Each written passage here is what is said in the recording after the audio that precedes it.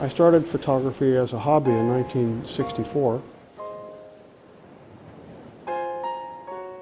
I made my first trip west in 1968 and saw the work of Ansel Adams.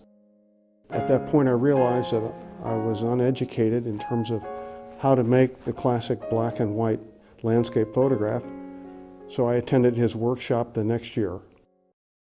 My first trips into the American West, I was actually looking for Ansel Adams-like photographs.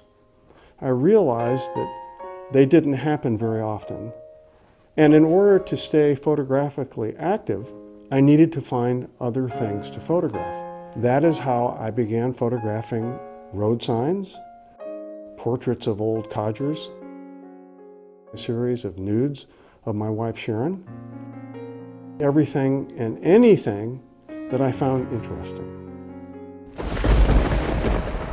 Here are some thoughts on how I approach my classic landscape photographs. I look for something which excites me. Generally, these are short-term, weather-related situations which require me to make decisions ASAP.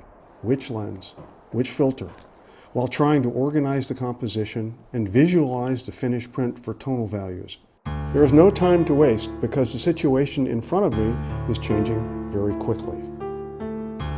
Simply put, my mantra is, chance favors the prepared mind. The photographs which are not pure landscape are approached differently. After I find a subject which is of interest, I then try to implement Edward Weston's concept of quote-unquote seeing plus. This simply means that I try to find some way to present the subject which raises the bar. Since everything on this planet has been photographed, then the great photograph is one which goes beyond the literal. It is a formidable challenge to make this happen. I concur with Edward Weston's concept of significant presentation. I am often asked why I have not gone over to digital technology. I like working in real time. My training is 100% in real time. See something, respond, make a negative, make a print. I have no interest in moving away from that concept. I've been trying to perfect traditional film and paper photography for over 45 years. I'm quite content to keep doing what I've worked very hard at for all of these years.